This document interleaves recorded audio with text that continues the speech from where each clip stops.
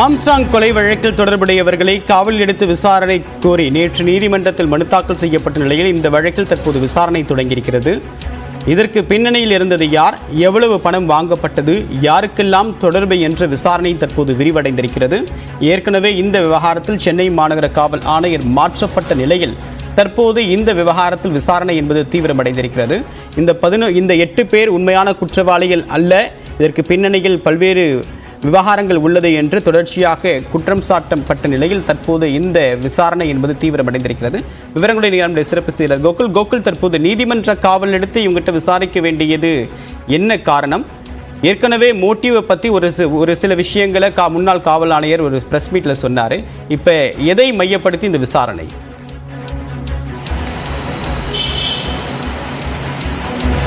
பகுஜன் சமாஜ் கட்சியுடைய மாநில தலைவர் ஆம்ஸ்ட்ராங் கொலை செய்யப்பட்ட வழக்கில் கைது செய்யப்பட்ட 11 பேரிடமும் தற்பொழுது 5 நாள் காவல் எடுத்து போலீசார் விசாரணை நடத்தி வர்றாங்க. நேற்று எழும்பூர் நீதிமன்றம் 5 நாள் காவல் எடுத்து விசாரிப்பதற்கு அனுமதி வழங்கி உத்தரவு பிறப்பித்த நிலையில் நேற்று இரவு 11 மணிக்கு சிறையிலிருந்து 11 பேரும் காவல்துறையுடைய விசாரணைக்காக அழைத்து வரப்பட்டிருக்கிறார்கள். பரங்கிமலையில் இருக்கக்கூடிய ஜேசியுடைய அலுவலகத்தில் வைத்து விசாரணையானது மேற்கொள்ளப்பட்டு வருகிறது. குறிப்பாக இந்த ஆம்ஸ்ட்ராங் கொலையில் இருக்கக்கூடிய பின்னணி என்ன, இதில் யார் பின்புலமாக இருந்தார் என்ற அடிப்படையில் விசாரணையானது மேற்கொள்ளப்பட்டு வருகிறது.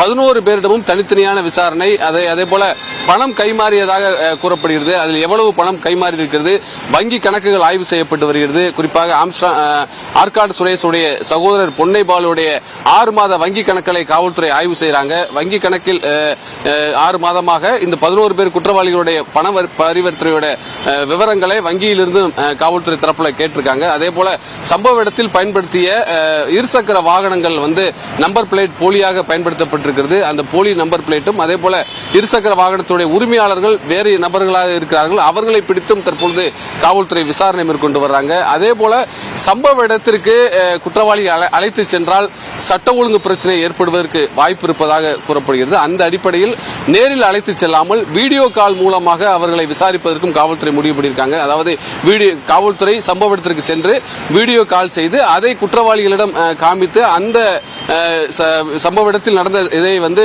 வாக்குமூலங்களாக பதிவு செய்வதற்கு காவல்துறை முடிவு செஞ்சிருக்காங்க. தொடர்ந்து விசாரணை தீவிரப்படுத்தப்பட்டிருக்கிறது. இதில் பின்புலமாக செயல்படுத்த யார், பின்னணி என்ன காரணம் என்ற கோணத்திலையும் விசாரணை மேற்கொள்ளப்பட்டு வருகிறது. ஆற்காடு சுரேஷ் கொலைக்கு பழி தீர்ப்பதற்காக கொலை நடந்திருப்பதாக ஏற்கனவே சொல்லப்பட்டாலும் இதில் பல்வேறு காரணங்கள் இருக்கலாம் என்ற சந்தேகத்தின் அடிப்படையிலையும் அதே போல இன்னும் கொலை குற்றவாளிகள் இருக்கலாம் என்ற அடிப்படையிலையும் விசாரணையானது தீவிரப்படுத்தப்பட்டிருக்கிறது. முதற்கட்டமாக பின்னணியில் யார், பணம் எவ்வளவு கைமாறி இருக்கிறது, வங்கி பண பரிவர்த்தனையில் யாராவது பணம் கொடுத்திருக்கிறார்களா என்ற கோணத்திலையும் சம்பவ இடத்திற்கு நேரில் அழைத்து செல்லாமல் அங்கிருந்து வீடியோ கால் மூலமாக இந்த கொலையுடைய பின்னணி அது குறித்தெல்லாம் முக்கியமான வாக்குமூலங்களை காவல்துறை இந்த 5 நாள் காவல் கஸ்டடியில் விசாரிக்க இருக்காங்க. தேவப்பிரியன், தகவலுக்கு நன்றி கோகுல்.